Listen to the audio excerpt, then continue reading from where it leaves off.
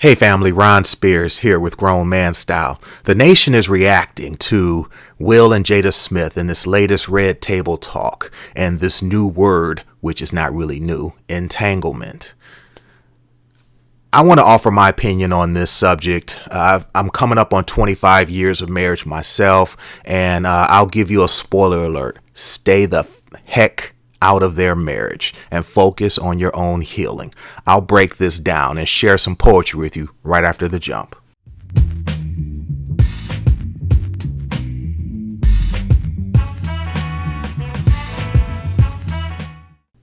Here's a quick summary of what happened. Will and Jada split up about 4.5 years ago. During that split, this young man named August, who let's assume he was in his 20s at that time, he needed some healing because he was going through something himself and maybe an addiction or something. And Jada offered to help him with his healing. He got a little bit more than healing from Jada, hence this word entanglement, which is a word that she described what their relationship sort of morphed into. After that relationship or entanglement ended, she decided to focus on her own healing. And guess what? Will and Jada got through it together and now are stronger. But the main point is they got through it and they are still together. Now let's kind of break down a few points and counterpoints. I'm sure they never intended for this private matter to become public. Okay, it's just a reminder to all of us in relationships and things that, hey, what gets done in the dark will eventually come into the light. So you have to just sort of, if you're going to play with this thing, you have to understand that, hey, it might be a private matter, but eventually something's going to go into public. So why would they go public with this? Will and Jada are a brand. Okay. They do not have the option, like us normal people like me, to keep things like this private. That's not necessarily an option for them. So they had to sort of go public to just clear the air and, most importantly, protect their brand that they have built. Now, you say this thing happened over 4 years ago and they were able to survive. Yes, men react differently to cheating than women do. I can't explain that. I kind of see how that can be.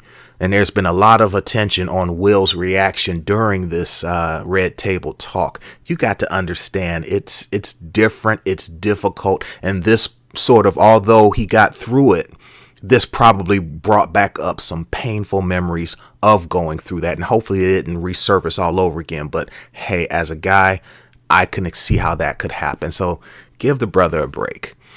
Now, Jada, focus on healing. I hope that's the main thing you got from this Red Table Talk. Okay. Now, let's think about this.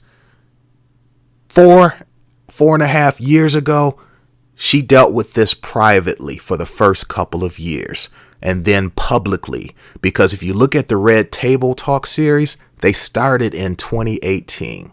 And this was her way of sharing her journey towards healing publicly to help others. Again, she didn't start Red Table Talk with any intention of this private matter to become public.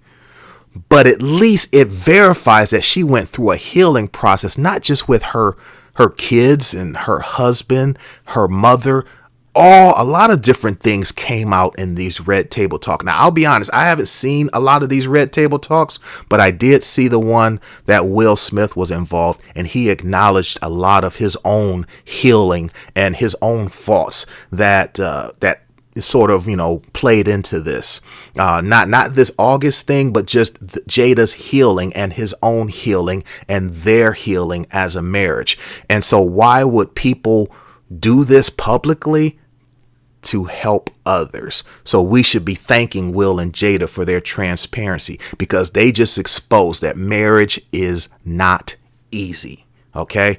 We may make it seem easy. We may, put on that great face, but a long-term marriage, you're going to have issues like this that come up. And it is not for the weak at heart. It's easy to just drop out and say, you know what, I'm done. I'm moving on. And folks do that. But the key point you have to understand is that we have to heal ourselves first. Don't expect our partner or spouse to make us happy. We have to deal with our own stuff. Okay? Otherwise, we're just going to take that to the next relationship. It's been done countless times before. So anyway, those are my quick points and counterpoints. A little bit of background on me. I've met my wife in the 10th grade. And so we've been together for over 30 years, and we're coming up on our 25th year of marriage. So, we have experienced firsthand the highs and lows. Quick story. We almost split up about 10 years ago. It got to the point where the communication broke down. We were blaming each other. The communication, we were trying to make some changes. We were trying to change each other. We were expecting different things. And she decided, I actually went so far as to set up a viewing for a new apartment that I was going to start renting or purchase. And I ended up canceling that appointment. What happened was she decided that she wanted to go out, ballroom dancing during the week.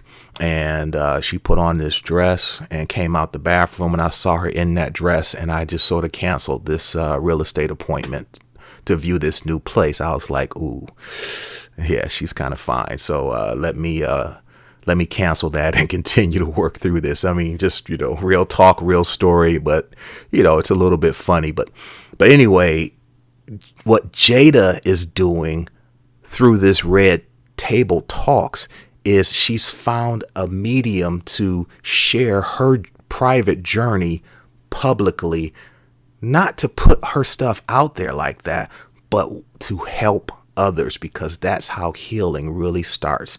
And I have found a vehicle, sort of my Red Table Talks. For me, it's poetry. Poetry is how I process things for self-improvement purposes, but most importantly, to help others.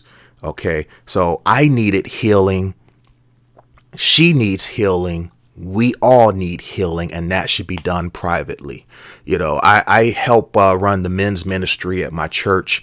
I talk to men all the time, family members, church members, friends, and women. This is not something new, but marriage is hard. And so when I share with you some of my poetry, which I'm about to do, the purpose is not to expose anything with my marriage. What's going on in my marriage is no different than anybody else's marriage, and it's private. But it's just to share with others, because I bet you it can bless somebody's life. So a couple of poems I'm going to share with you. The first one is Resolving the Riddle of the Three-Ring Circus. Okay, so if you are not familiar with this story of the three-ring circus when it comes to marriage, they say the first ring is the engagement ring. The second ring is the wedding ring. And then the third ring is the suffering. So, yeah, funny, right? My poem focuses on the fourth ring. Okay, and that's the one that Will and Jada went through, and that is the recovering. Okay, so I'm going to skip through the first two because you need to go support my poetry yourself, but I'm going to focus on the suffering and the recovering. And so I'm going to share an excerpt of that poem. Phase 3, the suffering. We stress ourselves out by putting the needs of our bosses, spouse, and children before our own. As we grow as individuals, so do the needs we require to handle stress and maintain happiness. Challenges with our own health or that of our families often test the strength and bond of our vows. New faces come into the picture, offering to fill in the gaps of unmet needs or a sympathetic ear. More years go by and some things get better while others get worse, but most remain the same. Communication sometimes works to realign expectations and priorities or breaks down completely. Mistakes are made that hurt each other, challenging the very concept of the word forgiveness. All the while, appearances are maintained to project to the world the fantasy of a perfect marriage. Phase 4, the recovering. So do you still think this is the person you were meant to spend the rest of your life with? Do you really think someone else's grass is greener than the grass you stopped watering at home? And what makes you think that external substances or people can escape internal challenges? And please tell me you know that your children, family, and friends can see right through your facade. The road to recovery begins with our admission of fault and our desire to make it last forever. Despite our differences, you still possess the qualities I fell in love with and committed my life to. Despite our mistakes, I still trust that you have my best interest of our marriage and family at heart. And despite our facade, the sacrifices and success of our children will forever keep our bond long and strong. Resolving the riddle of the three-ring circus. The next poem I'm going to share with you, an excerpt, is called The Spirit versus the Flesh. So a lot of these things that break down marriages are these entanglements, okay? And a lot of these entanglements end up being physical attraction and responses to the opposite sex as it relates to cheating. Call it entanglement, what you want, but this is a poem that I wrote many years ago, and don't think that I'm telling on myself or anything like that, because I wrote this in a time in Detroit history where our mayor went through an entanglement. Okay, our former mayor, I should say, and my favorite golfer of all time, Tiger Woods, went through an entanglement that went public. Arnold Schwarzenegger, all of these public figures went through a lot of these entanglements, and you all, and Will kind of brought this up during the Red Table Talk about, I pictured myself sitting next to you at a press conference. Exactly. That's kind of what inspired this poem that I'm going to share with you now, called The Spirit versus the Flesh. This can best be described as the heavyweight championship of your life. It affects every boy, girl, man, woman, husband, and wife. Most of us claim to be totally committed to our spiritual walk, but our insatiable appetite for sex is why we need to have this little talk. Our attraction for one another was designed by our Creator from above. The act itself is meant to be nothing less than an intense expression of love. But love cannot result in a disease that can destroy your health. And love is not the reason why you stand to lose over half of your personal wealth. Is a moment of pleasure really worth losing a lifetime of trust? Are you driven by the cardinal virtue of restraint or the deadly sin of lust? Despite society's promotion of safe sex and treating cheaters with public ridicule and scorn, our senses are constantly bombarded with explicit music, magazine ads, TV, clothes, and porn. Instead of countering these images with thoughts of your faith or a more spiritual sign, you intensify the temptation with a different spirit called liquor or wine. The fight against your flesh is actually a battle within your own mind. Focusing your mental energy on spirituality is the first step in avoiding that tempting behind, because as a man or woman thinketh in his heart, so is he. Our Creator knows your heart and will cause those damaging temptations to flee. So prepare for this fight by training your mind with righteous images and thoughts. Your reward will be a life of peace with no fear of paying the ultimate cost. The fight will be over before the bell even rings, because only the power of the Spirit can destroy all of those fleshy things. This last poem I'm going to share is a little bit different because, like I said, as you go through that healing process, as you go through that inner process of healing yourself, you have to understand your partner. I'm about to release a 2-hour audio book called Moisture, of all topics. So it's not just an erotic poetry. It's going to focus on his fantasy, her fantasy, flirtation, foreplay, penetration, the afterglow, and empowerment. we have to transform how we approach each other in relationships if we want these things to work and to last. And so this is sort of an installment in the Moisture project called I Need Your Comfort. And it's just really breaks down how we as couples can really provide each other comfort. To switch it up a bit, I'm going to actually play the track I Need Your Comfort Tonight off of my Moisture audiobook. So again, I think you're going to enjoy this one. It has some nice music to it, and but really check out the message behind it, okay? And I'm going to, while it's playing, I'm going to show you a little bit of my website so you can navigate to it and understand how to get to a lot of the poetry that I have, as well as my lifestyle blog and some of the different sections within it. So I'm going to have that playing while you listen to I Need Your Comfort Tonight. Baby, I need your comfort tonight, even though you've had a very long and hard day.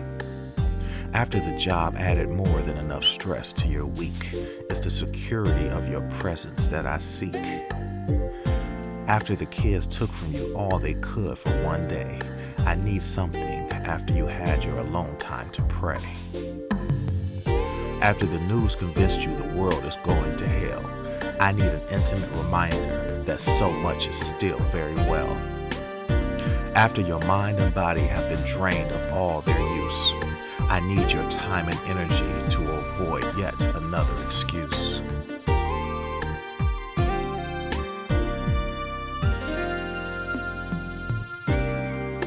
Baby, I need your comfort tonight to stimulate all 5 of my senses. I want to see the latest intimate fashion before offering you a night full of passion. I want to smell your fragrant body oil before showing you just why I'm so loyal. I want to taste the fullness of your lips before exploring the entire terrain of your hips. I want to hear those comforting words that you speak before unleashing your inner freak. I want to touch the softness of your skin before losing myself inside of you again and again.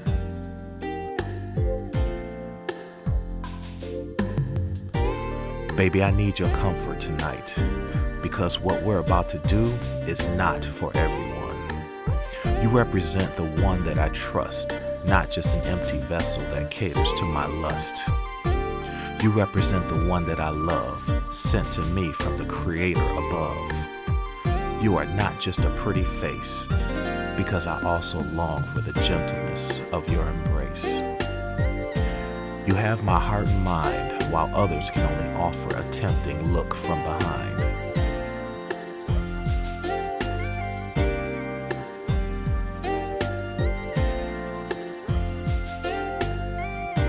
Baby, I need your comfort tonight, because it's so much more than just sex.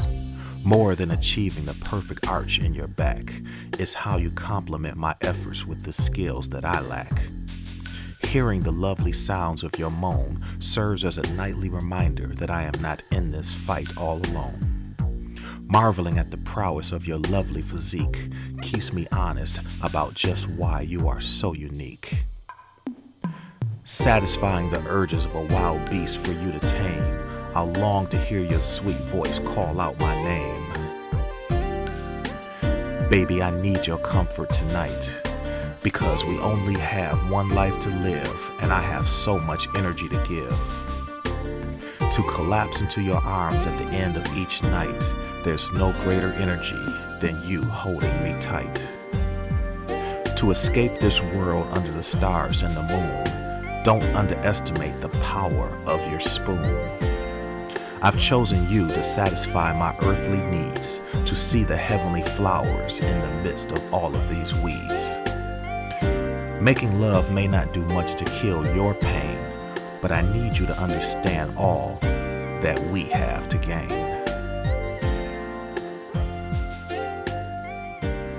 So in summary, focus on your own healing.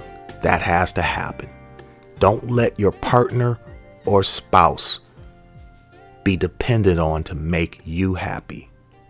At the same time, Don't let your partner or spouse block your healing process or your healing journey.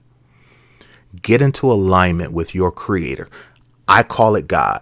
Get into alignment for answers and for guidance. And when you do that, God will give you answers that you need to make sure that you are subscribing to his will and not your will.